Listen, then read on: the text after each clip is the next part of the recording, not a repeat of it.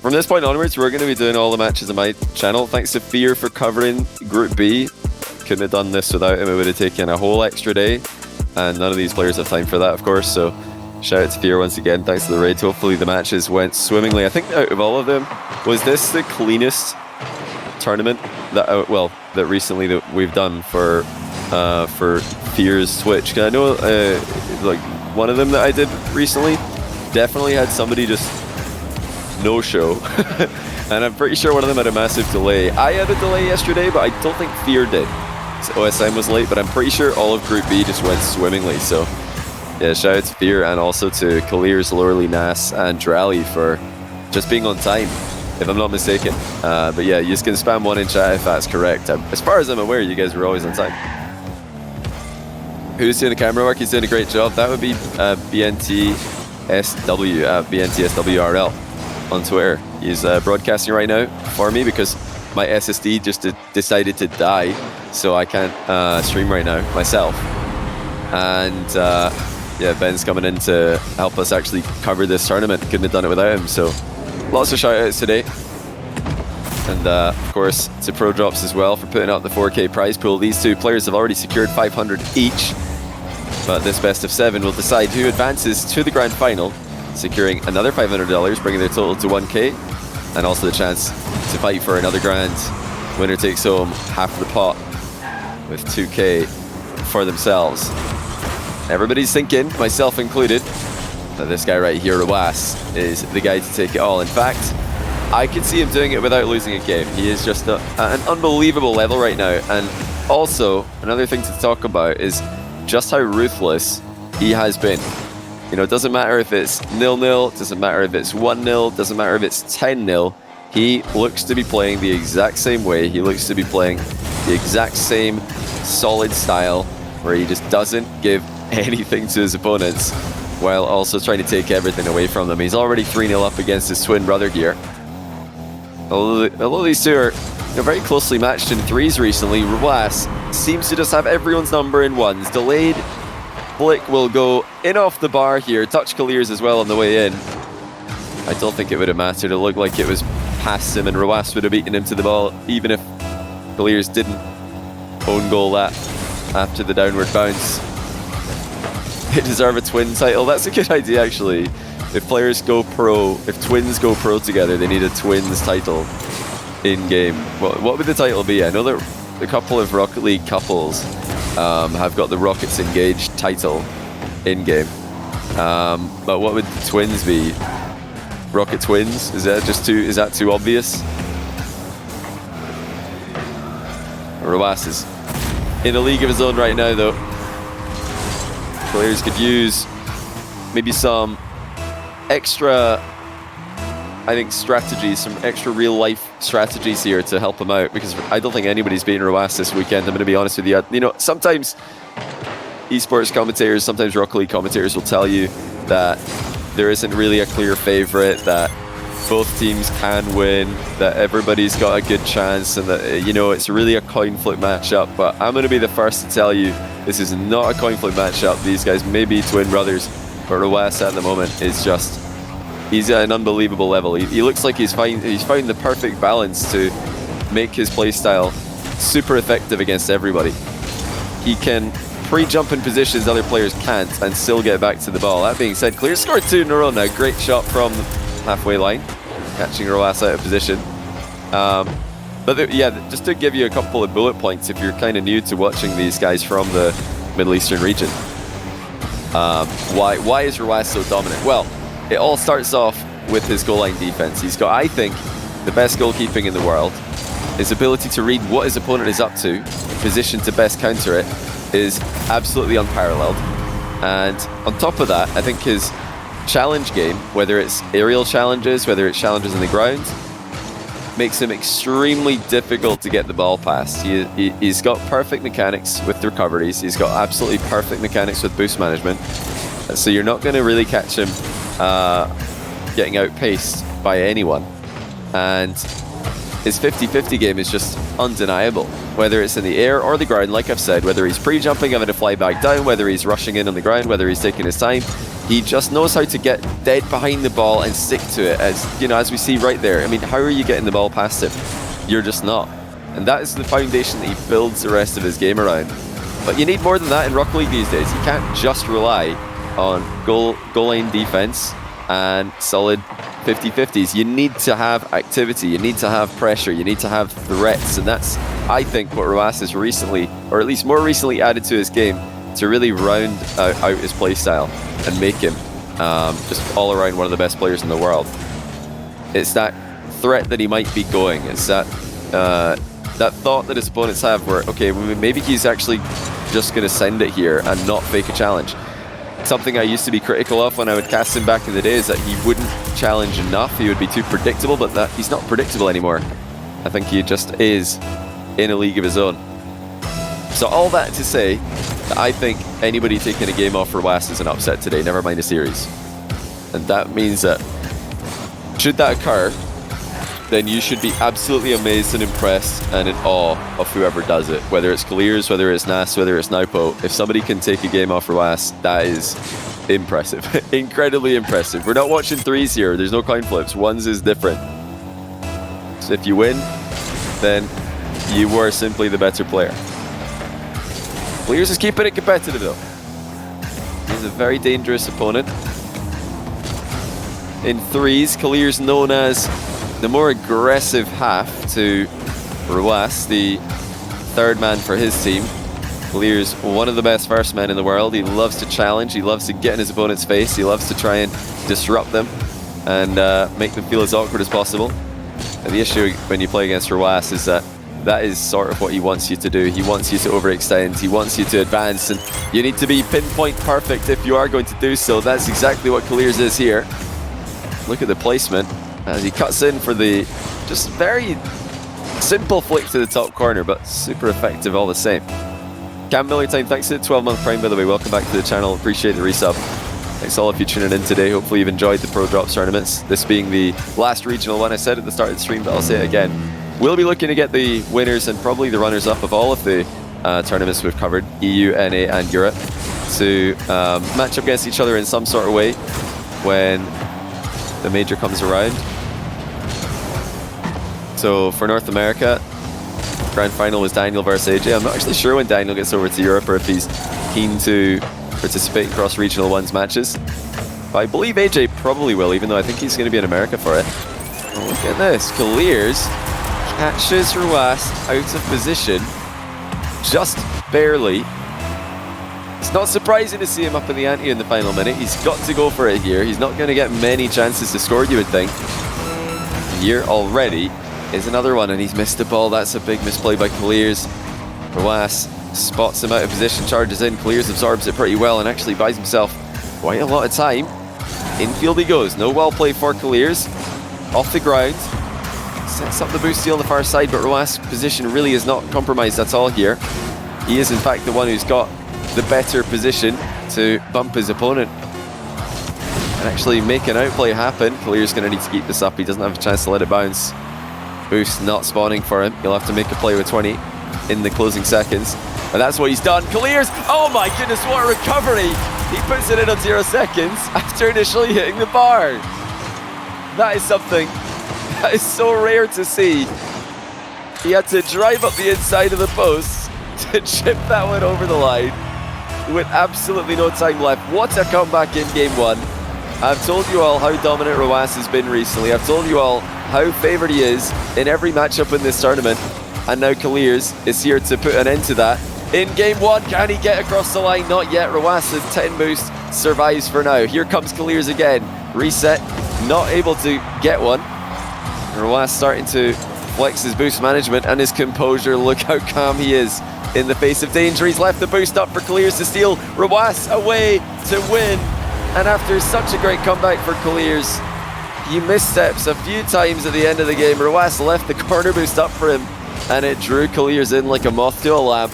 And just like that, Rw9 extends his win streak to 7 straight games.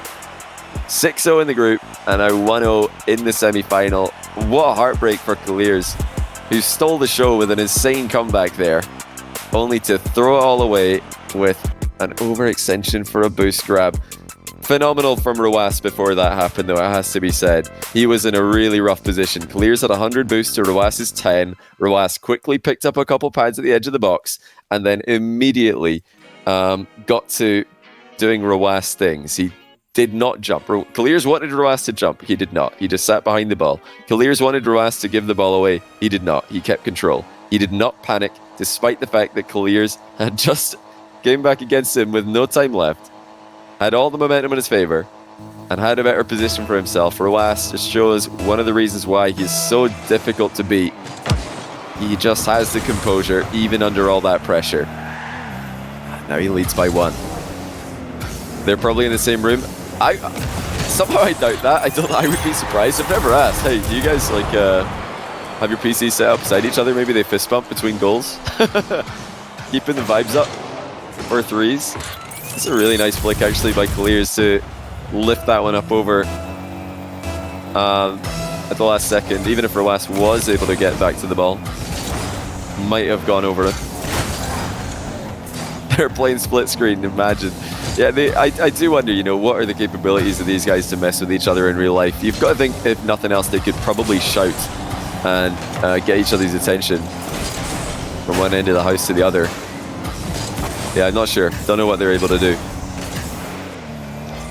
Doubt that they're actually doing anything to mess with each other, though.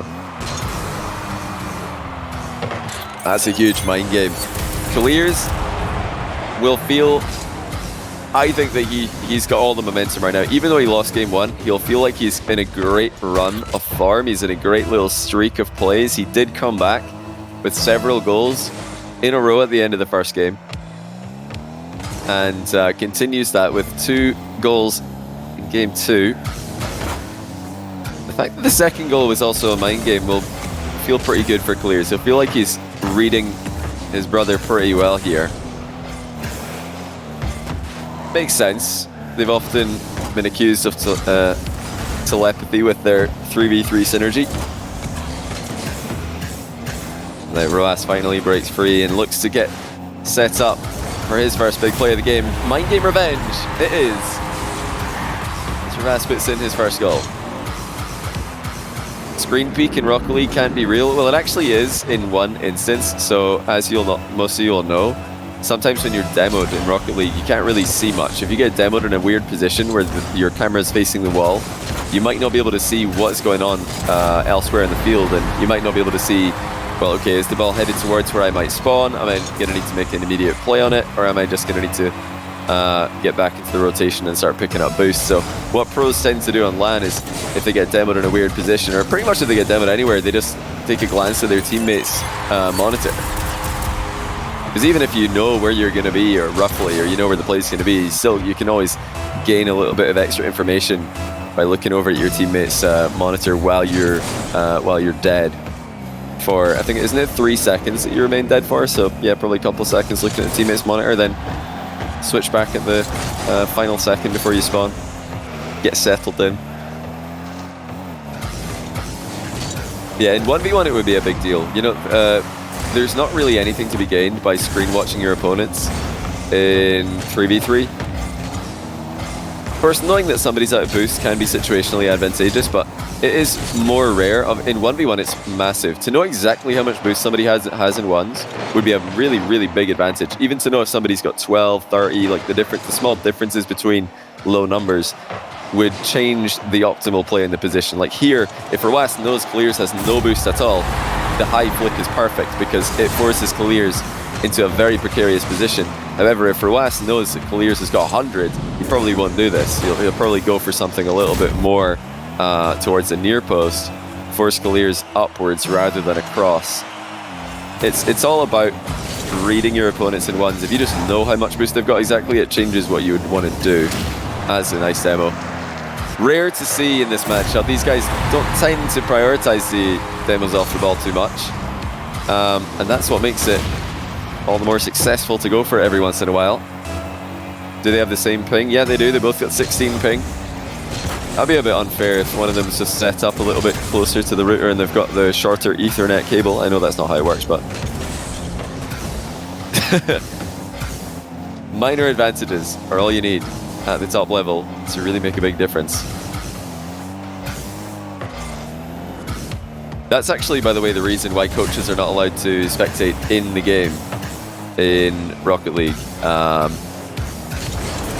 Online at least. So in RLCS, coaches for a long time have been asking for the functionality to be added to the spectator client to be able to spectate just one perspective, like here in the in the change team button. If instead of it just saying spectate, you could click spectate blue and spectate orange, then you would only be able to look at the game from the POV of those 3 players in threes on the team you choose, and you would not be able to see the boost of the opponents. But that, in the absence of that functionality being in the game, coaches are not able to watch RLCS games in the lobby. They need to watch the stream because it would be possible to just, go on the perspectives of your opponent and say, hey, that guy's on 0 boost, yeah, or maybe to say, yeah, they're all on 0 boost. Just let your team know that the other team has literally got 0. Because usually what will be conned in pro play is that the opponents are low. You just have to gauge it as a range, saying that they're on low boost or that they look awkward. That's pretty much as far as it goes, but you can't ever be sure that somebody's on exactly 0. You can sometimes read it. Never a surefire certainty though. Jason Rw9, thanks for the 9-month Prime. Welcome back to the channel. Top tier 1v1. Yeah, Middle East is just a super stacked region now.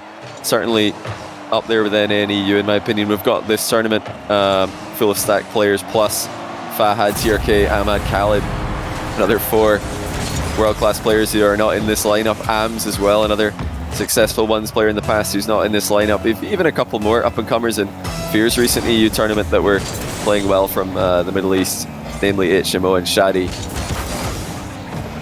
Yeah, plenty of talent, plenty of ones talent in the Middle Eastern region, even beyond players in this match, the players in this tournament itself. That's a very good shot from Rawas off the wall. Looks like Kiileerrz was caught a little bit flat-footed by it. Here comes Kiileerrz again. He's going to set up the boost seal with a high flick. He's got a bit of space to play with here. Manages to back Rawas up into the goal. Seals the other boost away as well. But at some point here, Kiileerrz has to get a shot on target. This boost sealing is all well and good, but you have to create a goal-scoring threat. As he goes for yet another boost steal, this time on spawn, which is timed perfectly. But is it going to lead to an offensive drive? Yes, it is, and it's a goal for Kiileerrz. Patiently destroys Rawas's defensive wall by eliminating him from the play after stealing 3 boosts in a row. 28 seconds left. Can Kiileerrz tie late in the game once again? Not the best start for him. Kickoff goes heavily in Rawas's favor. Kiileerrz will have boost to defend with, but how is he going to break free? Well, that's out. It's a bump off the ball. It's away, and it's in. And we do have a late tie. And a rare position where Rawas is caught napping. He gets bumped into the back corner while the ball's on the opposite side of him. And just like that, Kiileerrz ties the game. Rawas says no to the immediate shot. Plays for the boost instead. Kiileerrz out of position. Rawas slams it in the top corner. Oh, what a mistake from Kiileerrz. He saw Rawas hit this to the back corner, but he underestimated just how quickly the ball was going to center. Gorgeous placement from Rawas, who is frustrating his twin brother here. Yet another 1-goal lead after winning an OT from a losing position. And it is going to be another win for Rawas. 8 straight games now. Kiileerrz has kept them close, but Rawas is undeniable. He's undefeatable at the moment. And now the way back is long and harder than ever. Yeah, what do you do against this guy? Rawas just looks so composed. He looks so calm. Kiileerrz has actually done a great job at times, successfully mind-gaming Rawas on occasion. He's got him a little bit out of position once or twice with little bumps and little challenges when Rawas is in Kiileerrz half, but for the most part, it just looks like a foregone conclusion. Rawas is going to win. I don't know why, because the games are close, but sometimes you just have that feeling when you're watching Rocket League that one player is going to win. And I know some people think that that's boring. You think, oh, I don't want to watch that. I want to have no clue who's going to win. But for me, I think it's really quite special when a player or a team come along who have that aura about them, that aura of unbeatability. Because when they finally do lose, it's even more special. It's even more incredible that a player or a team have risen up and taken down the unbeaten champions. Effective save from Kiileerrz. Start of game number 3. Rw9 still circling. And he easily 50s another one in. It's going to be 1-0 Rw9. After banging a ground shot high, he now threatens a volley to the top shelf. Kiileerrz overestimates it and goes over the top of the ball while Rw9 adapts with a low 50. Rw9 misses. Another opportunity early. Kiileerrz looks to be a little bit awkward in this game though. He definitely won't be too happy with the overall scoreline. He'll feel like he deserves something from those first 2 games. Feel like he deserves to be tied, I'd say, at the least. Rw9 will not be stopped. I think both players have comparable offense, but Kiileerrz defense just doesn't connect as reliably as Rw9, as he doesn't get close to Rw9 there, who just simply flicks it over him. Too much time, too much space in the setup. And it's starting to become very Rw9's favourite. Huge flick makes it 3. Kiileerrz desperately needs some sneaky kickoff strats. We've seen plenty, especially from Naupo and Dark this weekend. I think that's what Kiileerrz needs right now. Wave dash recovery will get him back to the ball more quickly out of the 2. But Rw9 reads the first touch, closes down the distance, and challenges before Kiileerrz can get a threatening shot off. Oh, well, what was this? This was a bizarre challenge from Rw9. I'm very surprised to see him faking a challenge there. Why did he turn? It's one of those challenges where you're thinking, well, if you've gone to all that effort to drive all that way to be right up next to your opponent, why not flip into the ball when you get there? You might as well. It's better to, especially I think at a higher level, sometimes that kind of play can work because pros are reading each other to a very high level. Oh, that's so close, but so far for Kiileerrz. Is he going to get a follow-up shot on target? This time it's the bar to deny him. Post previously, but Rw9 forced the own goal after pre-flip demoing Kiileerrz right on the goal line. I imagine that was possible. Was it? I don't know if it's possible not to own goal that. It's very, very hard because of course you've got to be supersonic to get the demo. A bump is not going to do anything for you there. It's just going to pull shot own goal, so you need a demo, and if you're going at the speed to get the demo, then I don't know if it's possible to slow down quickly enough, so probably nothing Rw9 could have done there to prevent a goal. Kiileerrz wants to tie. Rw9 once again just lingers in the way of him, but a nice bump from Kiileerrz. And he opens up the goal for himself here. Can't get the ball past him. Bump him out of the way. 3-3. 3 goals in a row for Kiileerrz as well.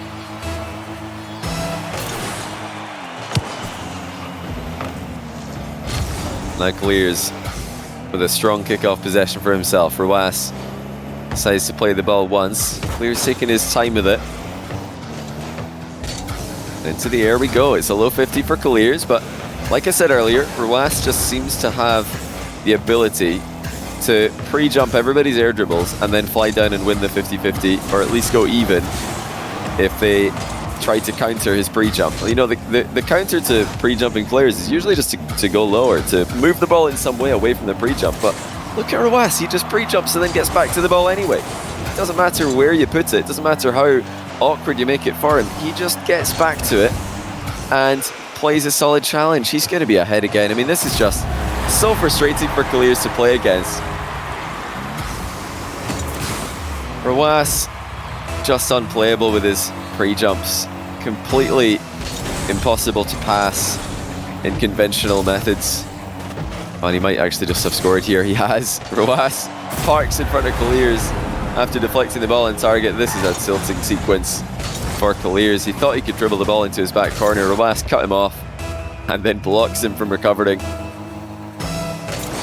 And after being denied a couple of times in offense just moments ago, this is a tough moment for Kiileerrz to come back from mentally. It seems like nothing is working out for him. Rw9's placement is perfect, and the 3-goal gap, which Kiileerrz worked so hard to close, is back again. And this time there's not a lot of time left when you're up against a player like Rw9. You're not going to get that many chances, that many realistic chances to score. Clinical Kiileerrz will be required from here on out. Rw9 is running rings around him. Kiileerrz gets a favorable 50. It looks like the threat of the demo forced Rw9 to jump in a weird position here. Kiileerrz just played the ball instead. He's got supersonic speed there. Drives in. Like I said, threatening to demo Rw9. Rw9 jumps to avoid any potential danger, and in doing so actually turns his car into a lovely little wall for Kiileerrz to bounce the ball off. Oh, Kiileerrz not able to read the bounce perfectly off the inside of his own post. Can you blame him? But he escapes unscathed. Just over a minute to go. Kiileerrz looking to set up a boost steal. Doesn't get it. Rw9 just too quick with the save. Too quick back into position. His boost management is perfect as always. Kiileerrz looking for the pre-flip off the back of the reset. No contact. Rw9 glues himself to the ball as he brings it up the field. Has he overextended here though? Kiileerrz looking to get the attack started quickly, but looks like he's overhit that one. And now here comes Rw9. The fake high, and then the finish low will put him up by 3 again. Kiileerrz did not want to pinch the ball that far. He wanted to try and keep it closer to him so he can be the first player to it. Starting air dribble from distance, no doubt. But it went all the way to Rw9, who accepted the possession, the gift. A little bit of an early Christmas present for him there. Rw9 not going to slow play the end of the game here. He's too smart to give Kiileerrz time to play a slow air dribble this late in the game. I mean, Rw9 knows that this late in the game, Kiileerrz is going to try and get up close and personal before flicking the ball on target. He wants to guarantee a shot on target there. Rw9 just doesn't even give him a chance to set one up. Lunges in, wins the game. It's the most one-sided game yet. Like I said before, you know, we've had close games from Kiileerrz. He's really played quite well here. But in those little moments, like the overtime game 1, Rw9 just showed his class. End of game 2. Again, Rw9, the more consistent, the more composed of the two players. And now in game 3, it's just all gone wrong for Kiileerrz. Rw9 continuing to plow on forwards mercilessly, and Kiileerrz unable to match him late in the game. He's not even going to own goal double here. He's still trying to keep Kiileerrz at bay. He's still trying to keep the scoreline as Rw9 favored as he can. And he's 9 games in a row now in the tournament against some of the best players in the world, not just some of the best players in the Middle Eastern region. He's 3-0'd Naipo. He's 3-0'd OSM, and now he's 3-0 against his twin brother Kiileerrz, a player who's a tournament winner in the past, I might add, in 1v1, and a several-time tournament top 4 player for the Middle East and even for Europe. Can Rw9 get 10 wins in a row? You know that's what he's looking for.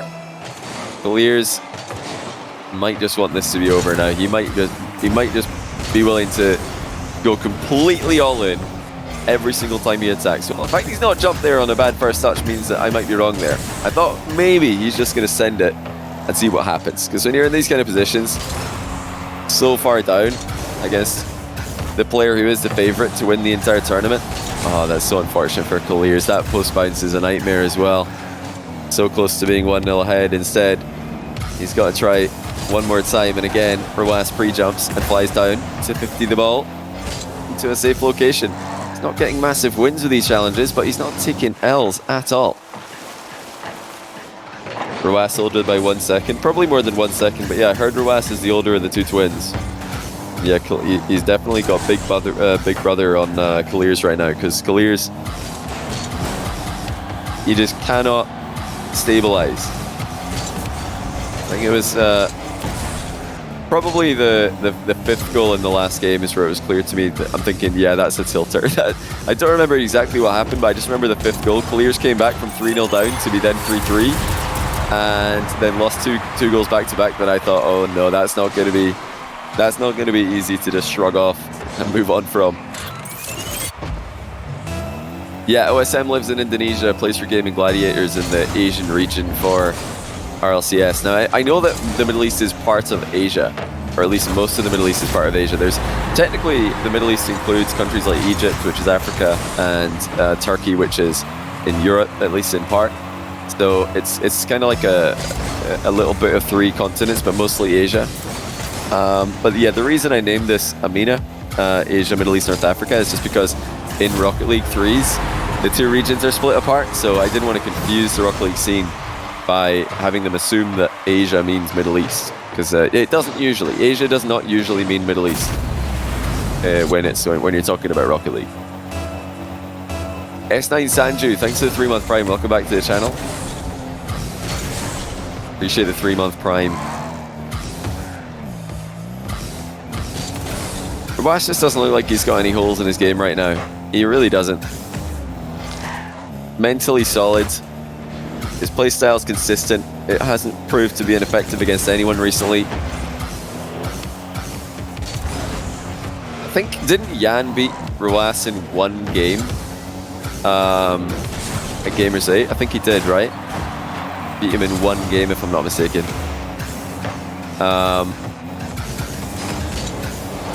The only players that I think would have the... Well, I think the players with the best chance to beat Rw9 at the moment would be apparently Jack, because apparently Jack is someone with several styles of play. He can adapt between, you know, the octaney, speedy, mechanical Jack if he's feeling like he's off on the Fennec. I don't think he would these days, but if he's like, if Jack's grinding for a 1s tournament, I think he could whip out the octane mechy Jack. But more likely he'd rely on bot Fennec Jack these days to try and just somehow 50 his way through a brick wall that Rw9 is. I think Jack's one of the players with the best chances. Probably also got to mention TRK. Definitely have to mention TRK. And Jan. I said yesterday, I think Rw9. Jan might be the only guy whose offense could get through Rw9 consistently and force Rw9 to adapt. But likewise, I think Rw9's offense will probably get through Jan's defense, so it's not by no means a winning matchup for him. Yeah, I think probably those 3, Jack, TRK, Jan, they'd be my picks to be the best. The best chances against Rw9 recently, playstyle-wise. First Killer? I'm not sure about First Killer because Rw9 handled him pretty easily. I know it was only 1 game and First Killer wasn't in as good 1s form at the time at Gamers 8 when they played. But I do think that stylistically Rw9, he does pretty well against players like First Killer. First Killer, if I was to describe his 1 style, would be, you know, kind of, well, he's obviously super mechanical, but not as unpredictable. I don't think First Killer is, you know, a Joria's type of player or a Jan type of player who just, you know, doesn't even have a plan, just starts air dribbling and sees what happens. I think First Killer is just someone who's he knows exactly what he's going to do. He's like, right, this shot I'm going to go for a double reset. Here we go, double reset. And it will be a double... If First Killer plans a double reset, that's what you're going to get. Same thing with players like Daniel. Although Daniel, the fact that he's gone Dandroid recently gives him a different, I think, different play style to fall back on, which is always very interesting. Yeah, Daniel, First Killer, they're kind of just like players like that. You get what you know what you're going to get. It's very effective. But you do still know what you're going to get, though, and I think Rw9 is very good when he's up against conventional brilliance. It's more the unconventional brilliance that has made him struggle in the past.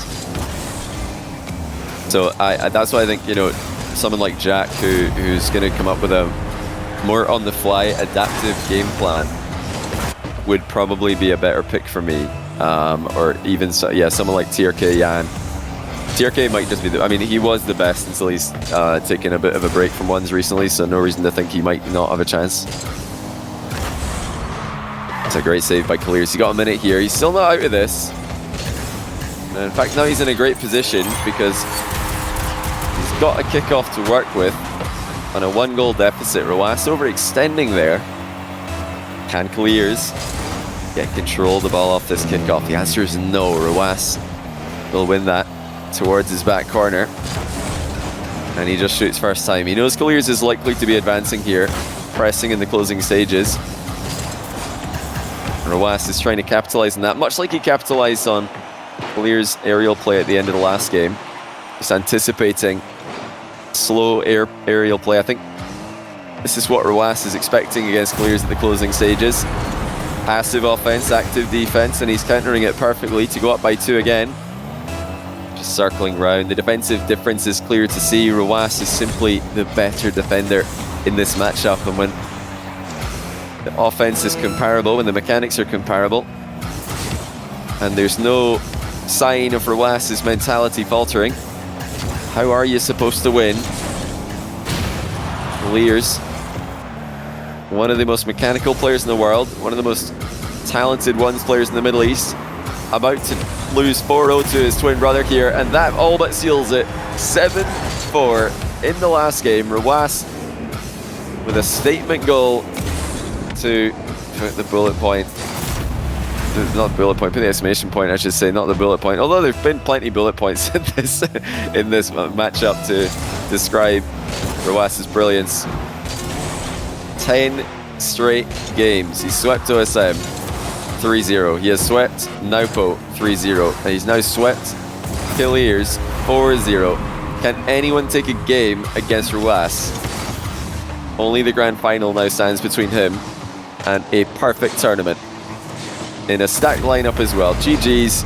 Kiileerrz off to do the dishes now, maybe the hoovering. I'm not sure what chores were on the line here between the two, but Rw9 will get the extra 500 for making the semi-final, and he's got a chance to win another grand in the grands later on.